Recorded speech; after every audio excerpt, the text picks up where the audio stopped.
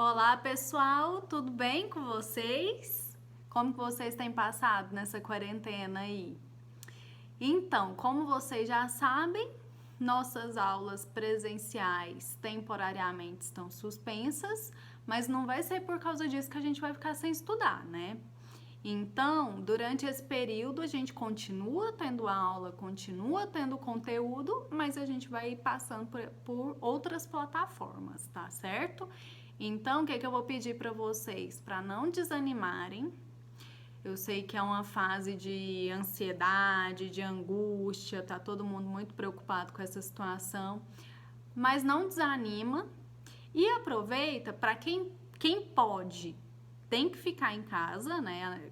Salvo aquelas profissões que exigem que essas pessoas estejam fora de casa.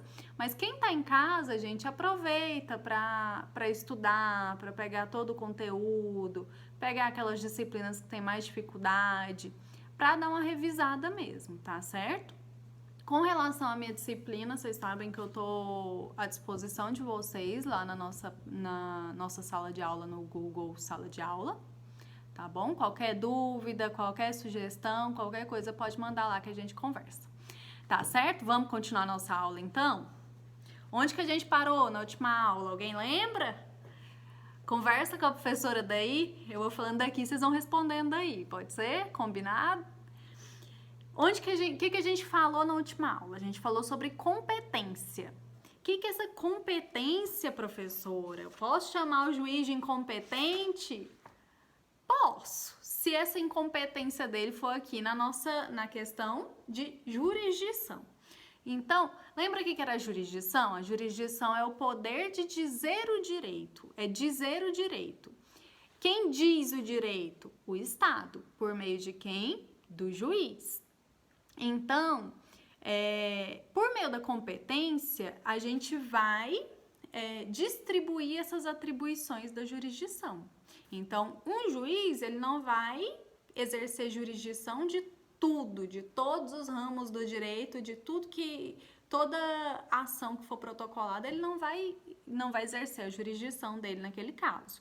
Então, a competência é esse poder de exercer a jurisdição dentro dos limites estabelecidos por meio da lei. Então, essa competência estabelece esses limites para essas atribuições do juiz, certo? E aí a gente viu que competência pode ser a incompetência, né? Pode ser absoluta ou pode ser relativa. Lembra aí o que é? O que é a incompetência absoluta? É aquela que ela é referente a interesse público. Aqui a gente está falando de uma competência que vai atingir interesse público.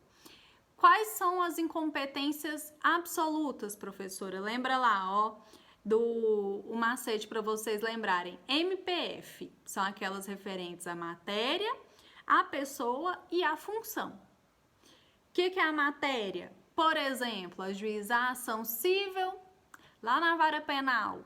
O juiz lá do criminal, ele vai ser competente para analisar essa ação nossa aqui? Não vai. Então, essa incompetência dele é absoluta, porque é em razão da matéria. Em razão da pessoa, se foi ajuizado em face da pessoa incorreta aqui, de partes que não são polo nessa ação. E em razão da função. O que é isso? A função para analisar o nosso processo naquele momento. Então, se eu tenho um recurso e esse recurso deve ser julgado, por exemplo, pelo STF, mas eu mando o processo lá para o Tribunal de Justiça. O Tribunal de Justiça, ele é incompetente para analisar aquele processo, para julgar aquele processo. E essa incompetência dele é em razão da função dele naquele caso específico.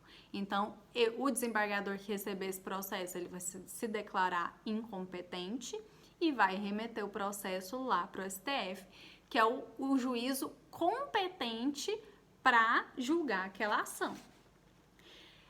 Em que momento vai ser declarada essa incompetência absoluta? Em qualquer momento do processo. A qualquer momento ela vai ser declarada.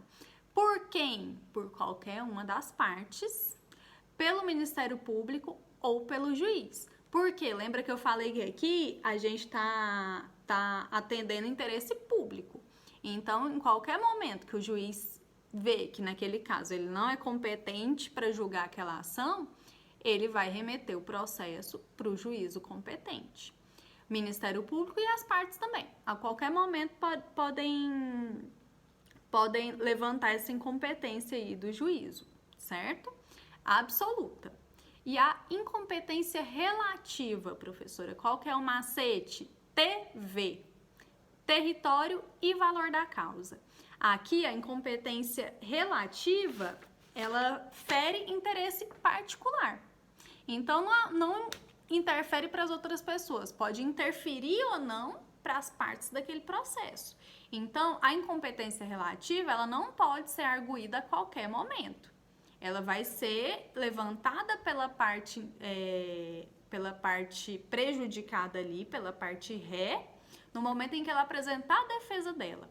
Então, ela apresenta a defesa e já fala, olha, o juízo é incompetente. A incompetência aqui é relativa, que pode ser por questão territorial ou de valor da causa. Território, por exemplo, nas causas em que houve o ajuizamento da ação no local errado. Por exemplo, se a ação tinha que ser ajuizada no local do domicílio do réu. Mas o autor, para dar uma facilitada para ele lá, ele ajuizou no domicílio dele. Então, quem que é o prejudicado aqui? Somente o réu. Então, é um interesse particular.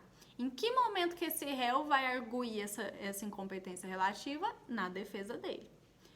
Se ele não falar nada, preclui, ele perde esse direito. Então, ele reclama lá na defesa dele, se ele não reclamar, segue o processo com aquela incompetência. Como é uma incompetência relativa, o juiz ele não vai se declarar incompetente. Não pode ser, essa incompetência ela não pode ser declarada de ofício pelo juiz. A parte prejudicada, que é o réu, vai ter que requerer essa incompetência. Então, aí, se nessa incompetência relativa por questão territorial, o réu, se na defesa dele, ele apresentou isso e requereu a declaração dessa incompetência, o que o juiz vai fazer? Olha, realmente, não tem que ser no domicílio do autor, tem que ser no domicílio do réu. Ele vai remeter o processo lá para o domicílio do réu. Certo? Segundo tipo de incompetência relativa, com relação ao valor da causa. O que é isso? Lembra lá que eu falei para vocês que no juizado, por exemplo, juizado especial cível, valor de causa é até 40 salários mínimos. Então, até 40 salários mínimos eu protocolei, enrolando a língua, protocolei uma ação aqui no juizado, tá ok. Mas se minha petição, minha causa tem valor de causa de R$1 milhão e eu mando lá para o juizado especial cível.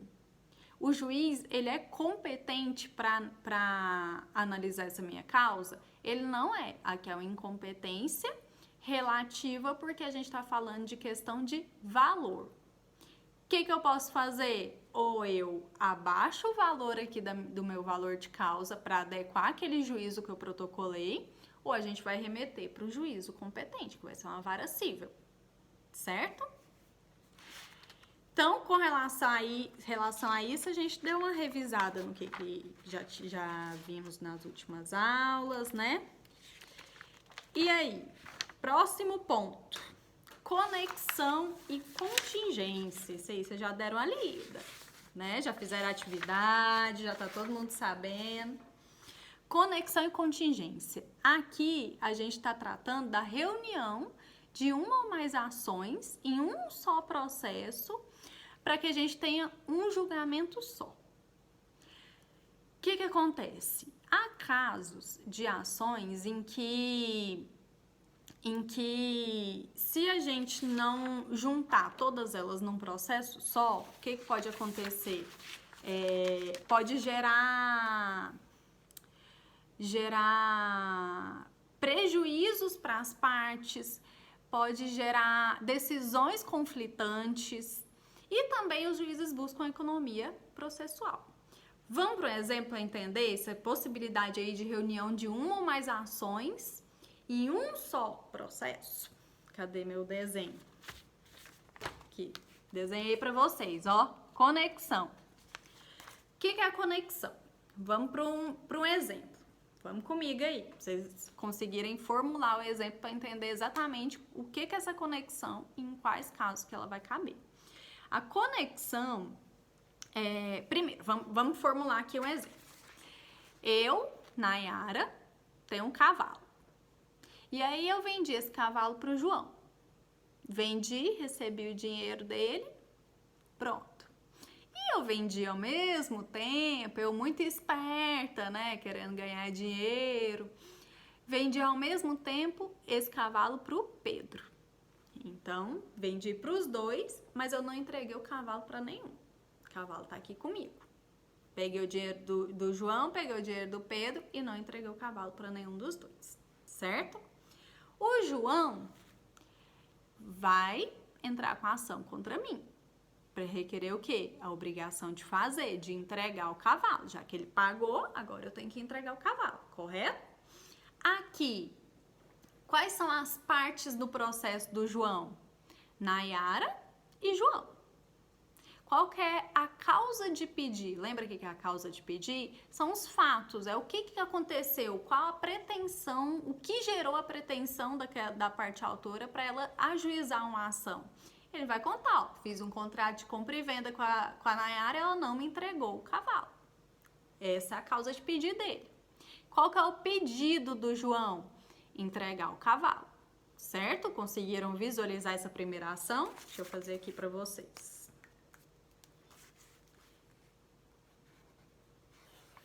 Aqui, ó. Essa aqui é a ação do João. E aí? Então, o João vai pedir o cavalo lá, naquele primeiro processo, no número 1. Mas lembra que eu vendi o mesmo cavalo para o Pedro também? Então, Pedro também vai entrar com processo contra mim, porque eu também não entreguei o cavalo para ele. Então, quem são as partes lá no processo do Pedro? Pedro e Nayara. Qual que é a causa de pedido do Pedro? O que aconteceu? Fez um contrato de compra e venda e que não houve a entrega do cavalo. E qual que é o pedido do Pedro? A entrega do cavalo, certo? Então, o processo do Pedro é o número 2. 1 e 2. Mas tá bonito esse desenho, hein? E aí? Então, temos dois processos aqui. Eu, vinculada aqui no processo do João, e o do Pedro. Nesses dois casos, o que a gente tem em comum nos dois processos? A gente tem mesma causa de pedir e pedido. Os dois estão contando a história lá, que fizeram o contrato de compra e venda e que eu não entreguei o cavalo. Qual que é o pedido dos dois? A entrega do cavalo, certo? Nesse caso, se lá no processo número 1, lá o processo do João, se o juiz do João lá no processo dele mandar eu entregar o cavalo para ele, e no processo do Pedro, o juiz também mandar entregar o cavalo para ele, vocês conseguem ver que vão ser decisões conflitantes, que não tem como a gente cumprir as duas ao mesmo tempo. E em razão disso, o que a gente vai pedir? A conexão. Então, o que a conexão vai fazer? Juntar esses dois processos em um só. Porque aqui a gente tá lidando com decisões que elas podem gerar risco e gerar danos, caso sejam divergentes. Então, se um julgar de forma diferente do outro, vai gerar danos. O que a gente faz? Vamos juntar esses dois processos em um só. E aí o juiz, naquele processo só, ele vai analisar a situação do João e a situação do Pedro e mandar eu entregar o cavalo para quem for devido, certo? Então, esse é o caso de conexão. Vamos ler o artigo 55 aí do CPC para a gente visualizar o que é essa conexão. Abre o código aí para mim, gente. O que é a conexão? Artigo 55. reputam-se conexas duas ou mais ações quando lhes for comum o pedido ou a causa de pedir. Então, aqui eu posso ter vendido o cavalo para 20 pessoas. Se são 20 ações, a gente vai juntar todas elas por meio da conexão, ok? E aí, tem que ser... O que elas têm que ter em comum? O pedido, todo mundo tá querendo a entrega do cavalo. Então, em razão disso, a gente tem um pedido em comum com todas elas. Aqui pode ser o pedido ou a causa de pedir. Não necessariamente precisam todas as ações terem pedido e causa de pedir iguais. Tendo pedido igual ou causa de pedir igual, também cabe a conexão.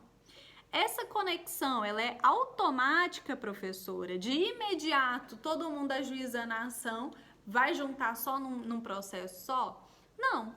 Aqui, o juiz ele vai analisar se realmente a ausência dessa conexão pode gerar riscos para as partes, pode gerar decisões conflitantes. E também ele vai analisar a questão da economia processual, que é um dos nossos princípios daqui do processo civil. Porque se são várias ações tratando de coisas semelhantes, por meio da economia processual, o que é melhor? A gente juntar todos esses processos em um só, em uma sentença só, resolver o problema de todo mundo, ou deixar tudo espalhado aí para cada juiz dar uma sentença diferente, que podem diverger entre si. Então, a gente, por meio da conexão, junta todo mundo. Aqui, ó. Então, processo do João, número 1, processo do Pedro, número 2. Por meio da conexão, a gente torna só um processo. Junta todo mundo em um só. Certo? O que mais da conexão, professora? Então, conexão foi. Qual que é o próximo ponto? Continência. O que é essa continência? Na continência, que está lá no artigo 56, vamos ler o 56? Dá-se a continência entre duas ou mais ações quando houver identidade quanto às partes e a causa de pedir, mas o pedido de uma, por ser mais amplo, abrange o das demais. Professora, eu não entendi nada. Vamos visualizar. Cadê meu desenho? Então, vamos lá. O que acontece aqui? Segundo exemplo. Mudou. Não é mais cavalo, não. Vamos colocar aí, em época de coronavírus, de quarentena, aeroporto fechado. Vamos colocar um exemplo que eu tinha uma passagem para Itália. Em abril, eu ia viajar para Itália, mas a companhia aérea cancelou minha passagem, certo? É um exemplo aí. E aí, cancelou minha passagem, mas não quer restituir o valor que eu paguei. E eu tô naquela dor de cabeça, aquele estresse ali com a companhia aérea, certo? O que eu fiz? Primeiro, protocolei um processo. Nesse processo, eu tô pedindo o ressarcimento do valor que eu paguei nas passagens. Então, aqui, cadê meu código? Esse ressarcimento é meu pedido. Então, primeiro aqui, nesse primeiro processo, no número 1,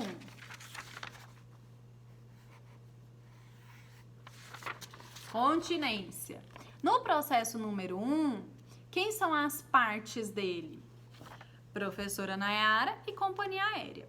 Qual que é a causa de pedir o cancelamento das passagens? Qual que é o meu pedido? O ressarcimento do valor que eu paguei pelas passagens, certo? No segundo... Tá, protocolei esse processo, só que aí eu tô aqui em casa pensando, eu falei, nossa, esqueci o que todo mundo pede, todo processo, o que todo mundo quer, dano moral, né? O que eu faço? Eu protocolo outro processo. Nesse outro processo, partes. Companhia aérea, professora Nayara. Causa de pedir cancelamento das passagens. Pedido, ressarcimento do dano do valor das passagens, mais dano moral. aqui, o processo número 2,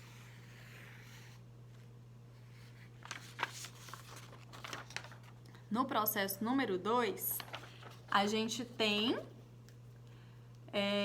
o pedido dele abrange o pedido do número 1.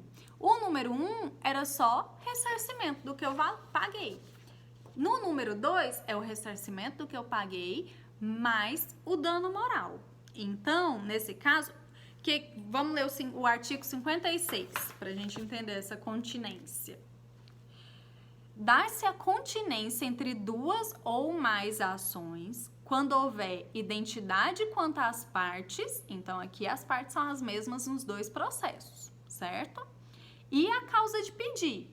Os fatos aqui são os mesmos. O cancelamento das passagens aéreas. Então, um processo até aí, os dois são iguais. Onde que muda? Mas o pedido de uma, por ser mais amplo, abrange o das demais. Então, o pedido aqui da minha número 2, da ação número 2, era o quê? Dano moral e ressarcimento. Ele abrange o pedido da número 1, que era só ressarcimento. Então, em razão disso, o juiz ele vai declarar essa continência. O que é isso? É pegar o processo número 1 e colocar junto com 2. Porque quando ele julgar o 2, automaticamente ele já está julgando o número 1, né? E aí, o que vai evitar aqui? Mais processo ali abarrotando o judiciário, o perigo de ter decisões conflitantes. Pensa, o juiz lá do número 1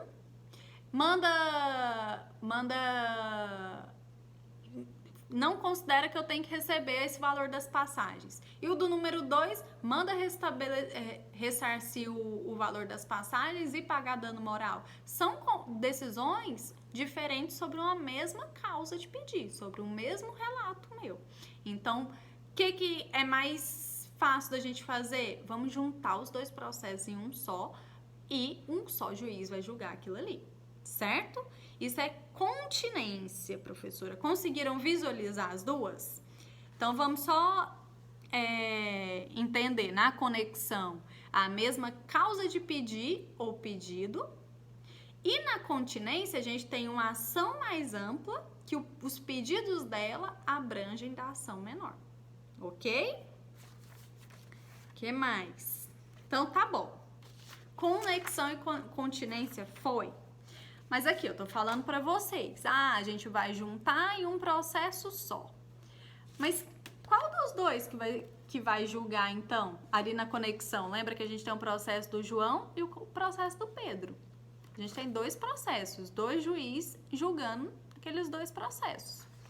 Qual dos dois juízes vai ficar com os dois para julgar? A gente manda o processo do João lá pro Pedro ou manda o processo do Pedro pro João? E aí? Responde aí. O que a gente vai fazer? Vai ver a questão da prevenção. O que é essa prevenção? Cadê? Deixa eu pegar aqui. A prevenção, ela acontece nos casos em que há essa conexão, essa continência. Quase não sai. Contingência não, continência. E aí, a prevenção é no caso da conexão ou da continência. O que é isso? É pra gente saber para qual juiz a gente vai remeter o processo. Qual juiz aqui vai ser competente para analisar todos os processos que foram protocolados. Então, como que a gente define a prevenção? Vamos lá ver o artigo... Aqui meu 59. Vamos ler o 59 do CPC? O registro... Primeiro, antes, 58. A reunião das ações propostas em separado far-se-á no juízo prevento, onde serão decididas simultaneamente. Então, a gente junta todas as ações aqui, que houve uma conexão, uma continência, e manda para o juízo prevento, que é aquele que teve uma prevenção.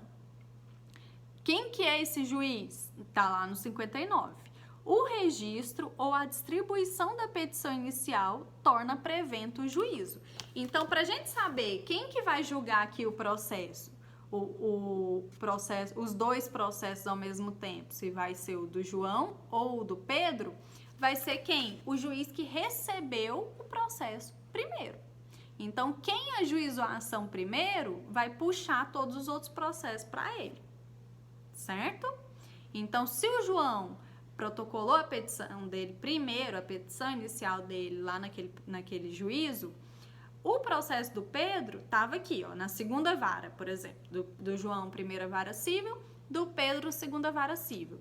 Como o juiz do João foi prevento, porque o João protocolou a ação primeiro, o que o juiz aqui do processo do Pedro vai falar? Olha, declaro a conexão e me declaro incompetente aqui para julgar e vou remeter para o juízo prevento, que vai ser o juízo que vai julgar lá o processo do João. Então, a gente vai juntar todos os processos em um só para julgar. E aí, a gente define quem vai julgar por meio da prevenção. O que recebeu a petição inicial primeiro vai ser o que vai julgar. Certo, gente? Próximo ponto. Conflito de competência. Então, aqui a gente está falando, tal juiz é incompetente, absolutamente incompetente, relativamente, em razão do território, em razão do valor da causa, pessoa. E aí? Aqui, a gente fala da incompetência deles. Pode ser absoluta ou pode ser relativa.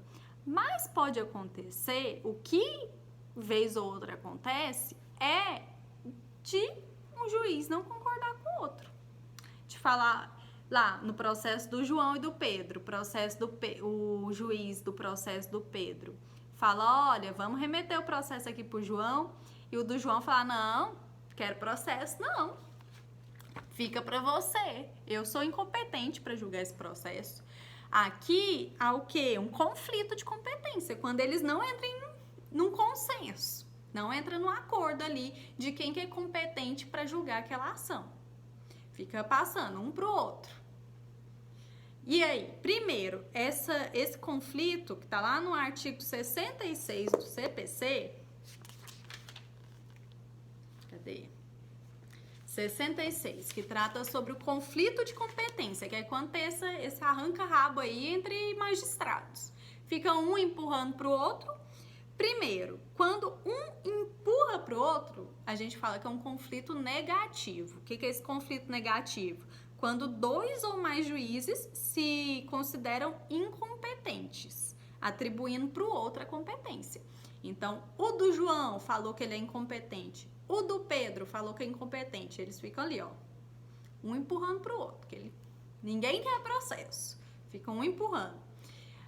Nesse caso, é um conflito negativo, mas esse conflito pode ser positivo também. Ficam dois juízes falando que eles são competentes para aquela causa.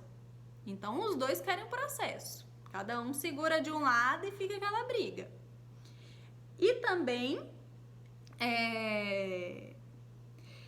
há conflito com relação a isso, se há uma continência ou não, se há uma conexão ou não. Se um juiz quer declarar a conexão e o outro não concorda, fala que não é um caso de conexão, há um conflito de competência também. E quem que vai analisar, quem que vai decidir essa briga aí dos magistrados? Sempre vai ser o tribunal superior a eles. Então, se essa briga aí de competência for entre juízes, o Tribunal de Justiça que vai analisar quem que é o competente entre eles. Agora, se essa briga de competências for entre juiz e tribunal, sempre a competência vai ser do superior, ok? Tá lá no artigo 66. Esses conflitos de competência aí, como que a gente vai resolver. Certo, gente? Dúvidas? Vamos pro próximo ponto? Próximo ponto da nossa matéria chama-se sujeitos do processo.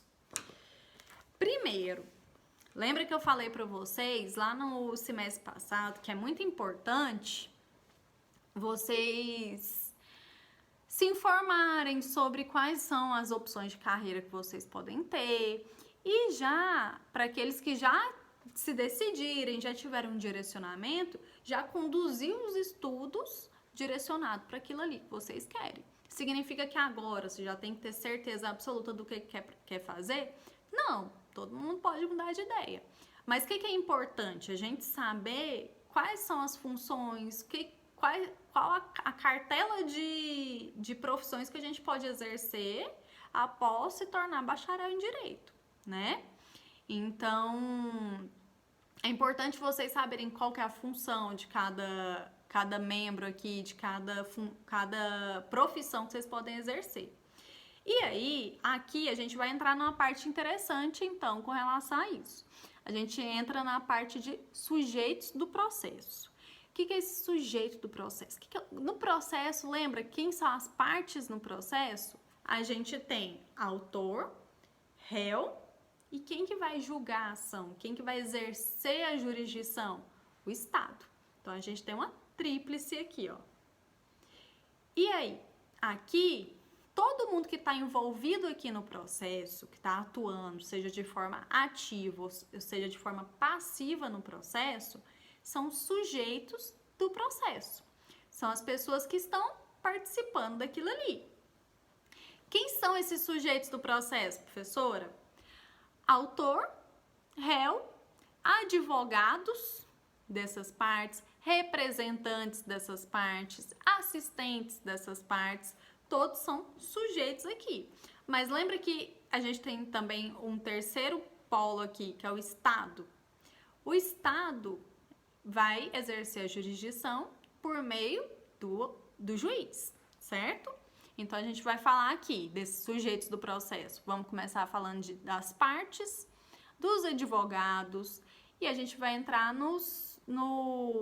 na parte também dos funcionários públicos, juízes, Ministério Público, defensor dativo, advocacia pública. Lá no juiz, a gente vai ver todo mundo que trabalha com ele ali no processo. Então, vai ser chefe de gabinete, de secretaria, escrevente, escrivão, estagiários. Os estagiários também são sujeitos de um processo, gente. Então, quem já faz estágio aí no Tribunal de Justiça já é um sujeito aqui. Quem mais? Perito, conciliador, quem mais? Oficial de justiça. Todos esses são sujeitos aqui nessa nossa relação. Todo mundo participa do nosso processo, seja ativamente ou seja passivamente. Então, por participarem do processo, a gente precisa regular como é que vai ser essa função de cada um. Então, a gente vai falar o que cada um faz, quais são as suas funções, o que pode fazer, o que não pode fazer, quais as penalidades caso eles descumpram isso. Então, a gente vai tratar aqui, ó.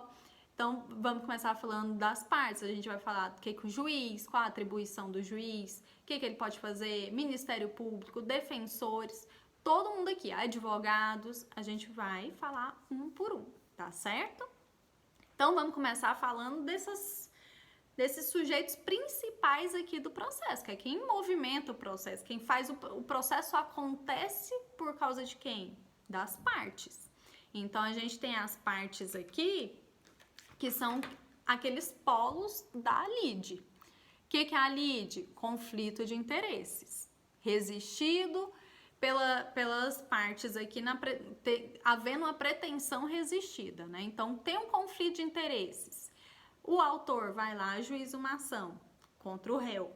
A gente tem as partes, certo? Então, as partes são essas pessoas que fazem o processo, são esses sujeitos da lide. Em regra, autor e réu. Mas aqui, quando a gente falar de partes do processo, não necessariamente a gente vai chamar somente de autor e réu. Dependendo do momento processual que estiver, do tipo de processo que for, a gente pode ter outras nomenclaturas. Pode chamar de demandante, demandado, requerente, requerido. Se houver recurso, pode ser recorrente, recorrido, apelante, apelado, agravante, agravado. Mas sempre são as duas partes ali no processo, autor e réu.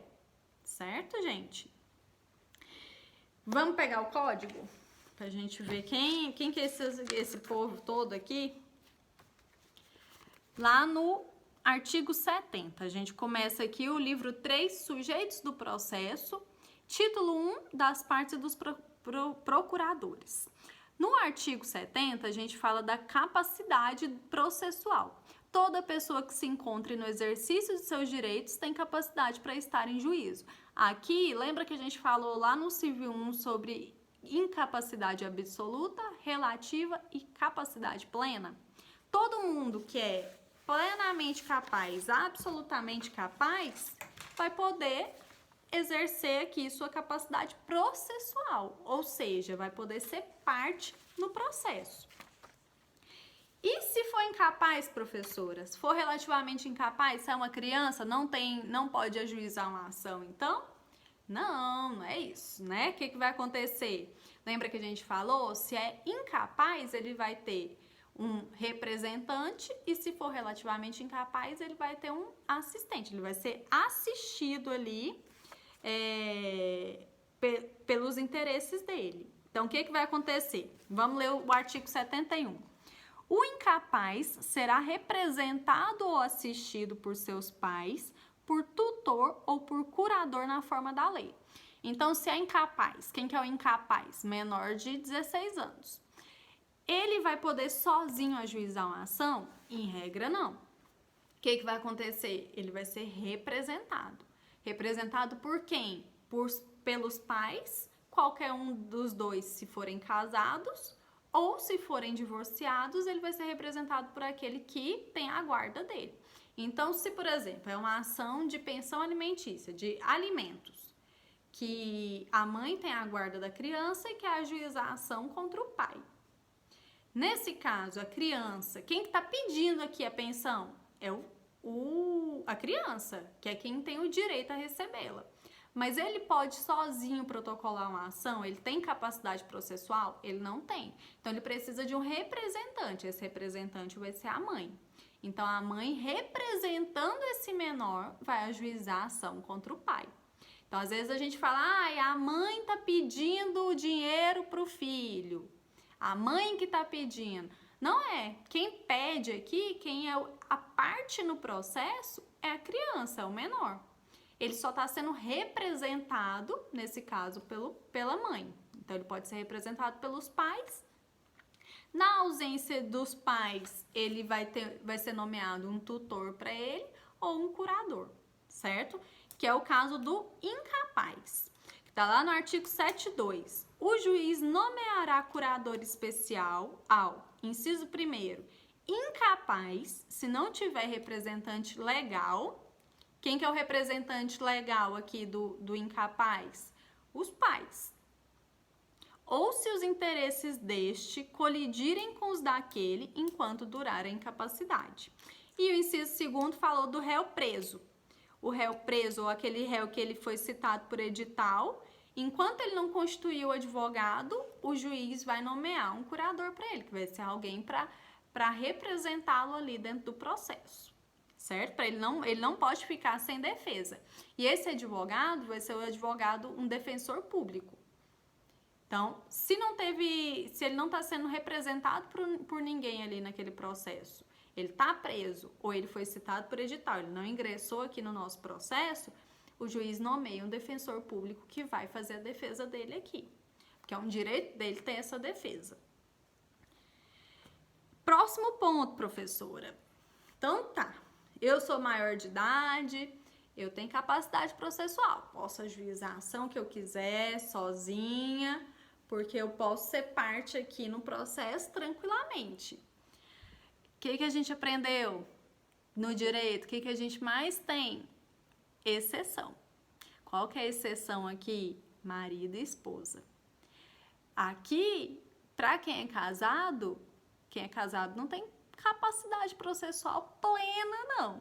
Sabe por quê? Tem um caso aqui específico que eu, casada, se eu quero ajuizar uma ação, ou se eu vou ser parte numa ação, se eu vou ser ré, eu preciso da autorização ali, do conhecimento do meu marido. E aí? Agora apertou, né? Para quais casos, professora? Aqui a gente vai precisar de uma outra outorga. Essa outorga é uma autorização, é um conhecimento do cônjuge. A outorga, ela pode ser outorga uxória, que é a autorização da esposa, ou outorga marital, que é o do marido. Quais casos que há essa necessidade aí de consentimento? Tá lá no artigo 73. O cônjuge necessitará do consentimento do outro para propor a ação que verse sobre direito real imobiliário. Então, sempre que tratar sobre questões imobiliárias, a gente precisa desse consentimento aqui do outro cônjuge. Quando a gente fala cônjuge também, é equiparado à situação do companheiro. Então, se houver a comprovação de que há uma união estável, o companheiro tem que dar essa anuência, esse consentimento aqui. Primeiro, se essa questão desse consentimento do artigo 73 é sobre questões imobiliárias, salvo se eles não forem casados em separação total de bens. Por quê? Pensa aqui comigo, se eu sou casada em comunhão parcial de bens. Lembra que eu falei para vocês? Casamento é contrato. E é um contrato que versa sobre o quê? Em regra, sobre patrimônio. Como que a gente vai organizar nosso patrimônio aqui? Então, casei em comunhão parcial de bens. Eu tenho meu patrimônio aqui, meu marido tem o dele. Mas concorda comigo que o que ele está fazendo ali com o patrimônio dele pode ser que interfira no meu? Porque se a gente casou em comunhão parcial de bens, tudo que a gente adquiriu do casamento para frente é meio a meio. Então, mesmo que um bem esteja só no nome dele, metade daquele bem é meu. Então, concorda que tudo que ele for fazer ali com relação àquele bem, eu preciso dar uma anuência, eu preciso concordar, eu tenho que ter meu consentimento daquilo ali, que é essa outorga. Até mesmo em cartório, quem trabalha em cartório, está acostumado com isso, sabe que, salvo os casais casados em separação total de bem, os outros, nos outros regimes, precisam dar essa anuência. Então, vale o mesmo para essa capacidade processual. Para serem partes aqui do processo, precisa desse consentimento do cônjuge ou do companheiro, se houver a constatação dessa união estável. Se não houver esse consentimento, o juiz ele pode suprir esse consentimento lá no processo, tá bom? Tá lá no artigo 74. Só pessoas físicas podem ser parte no processo, professora? De jeito nenhum. Pelo contrário, a gente está acostumada com pessoa jurídica aí, ó. A massa mesmo de quantidade de processo sempre é pessoa jurídica. E essa pessoa jurídica, ela precisa ser representada em juízo. E o artigo 75, ele fala sobre essa questão da representação em juízo dessas outras pessoas. E aí, como alguns exemplos aqui, quem que vai representar a União no processo? Vai ser a Advocacia Geral da União. Estado, vai ser a PGE, Procuradoria Geral do Estado. Município, pode ser o procurador ou o prefeito do município vai representá-lo. O espólio, vai ser o inventariante. O que mais? Pessoa jurídica. Se eu ajuizo uma ação contra sei lá quem, contra a Editora Abril, colei aqui, contra a Editora Abril, ajuizei uma ação contra a pessoa jurídica, Editora Abril. Vai ser um dos sócios da empresa, o dono da empresa que vai lá na minha audiência de conciliação, por exemplo? Não. O que ele vai nomear? Um representante. Então, vai ser um preposto daquela empresa que vai representá-la ali em juízo, certo? Que também tá lá no artigo 75. E o condomínio vai ser representado pelo administrador ou pelo síndico. Então, tá bom. Lá no processo, o juiz verificou que uma das partes lá tá com uma incapacidade. Por exemplo, se é um adolescente de 17 anos que ajuizou uma ação, chegou lá, o juiz viu o documento e falou, opa, é relativamente incapaz. Precisa de um assistente aqui. Vamos chamar seus pais para te representarem nesse processo.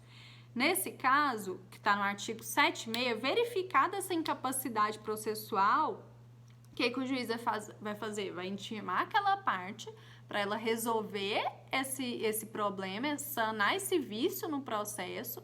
Caso não seja resolvido, o processo vai ser extinto. Certo, gente? Muita coisa? Vamos continuar. Rapidinho. Deveres das partes e de seus procuradores. Aqui a gente entra na parte em como que essas partes vão ter que se portar no processo. Não vai ser de qualquer forma, não vai agir de má fé, agir querendo postergar o processo, descumprindo as determinações judiciais.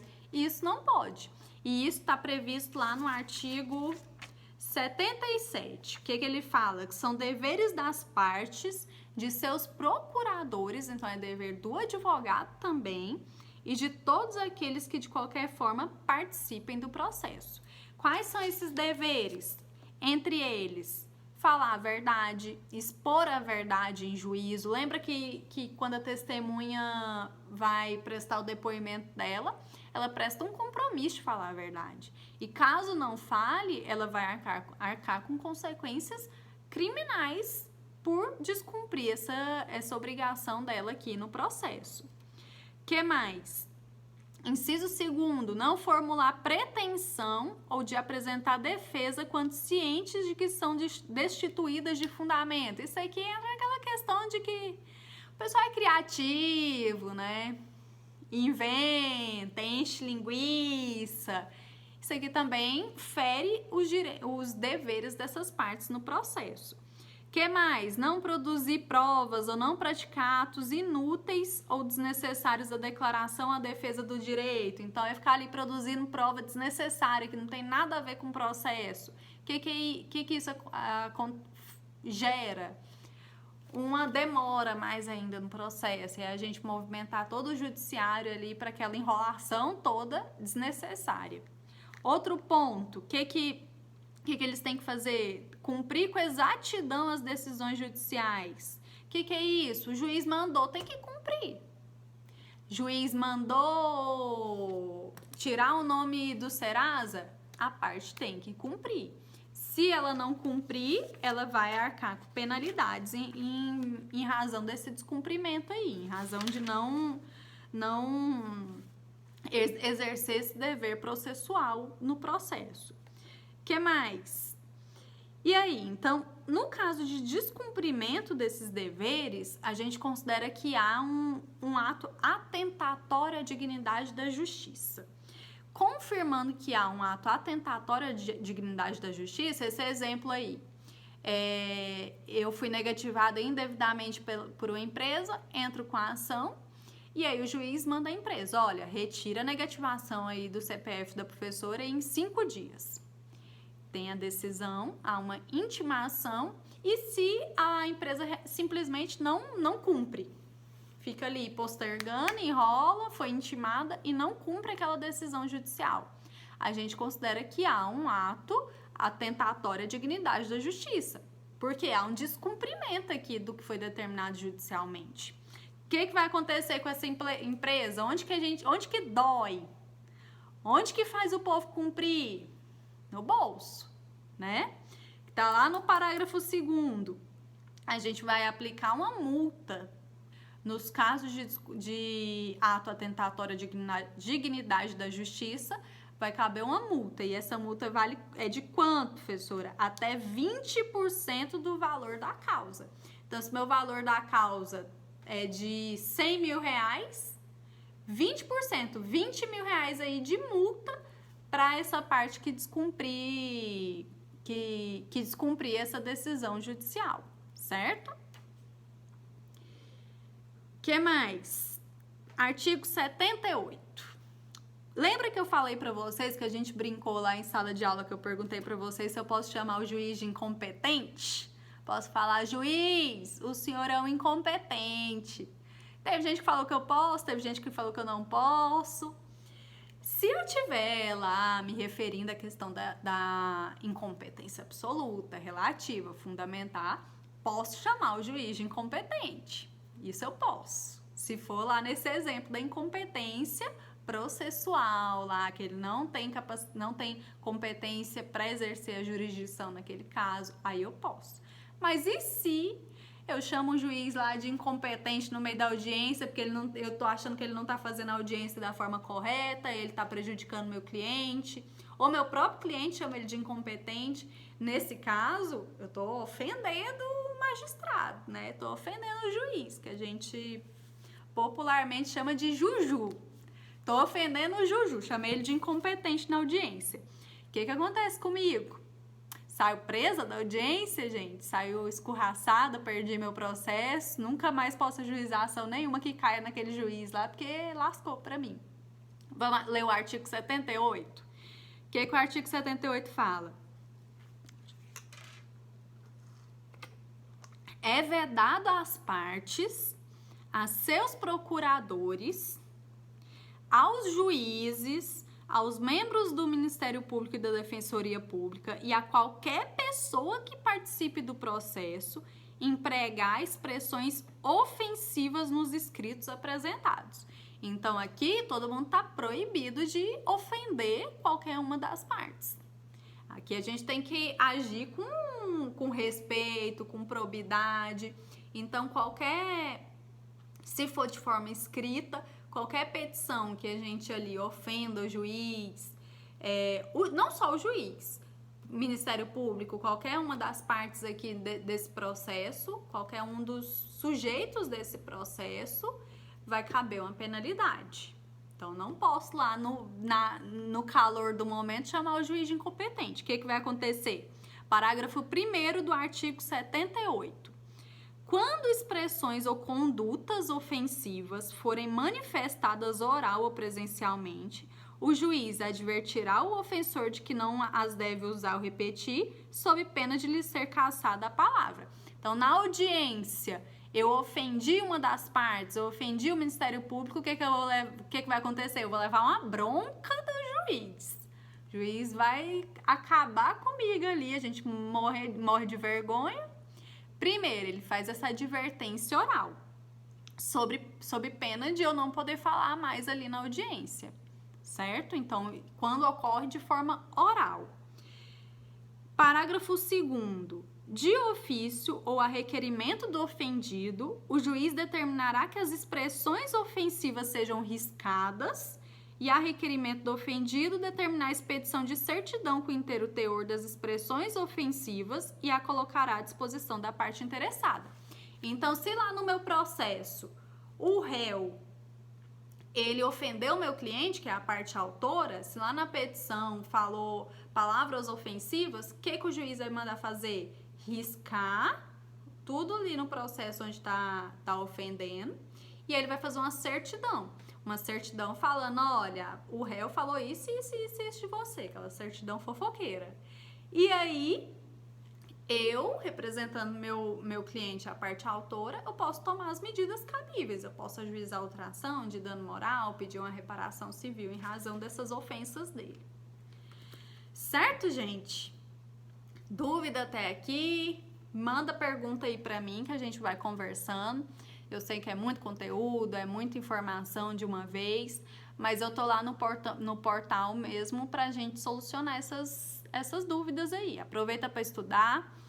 E aí, próxima aula a gente continua falando das partes e aí a gente fala sobre a responsabilidade dessas partes caso elas cometam algum dano processual. Então, é o caso de multa também.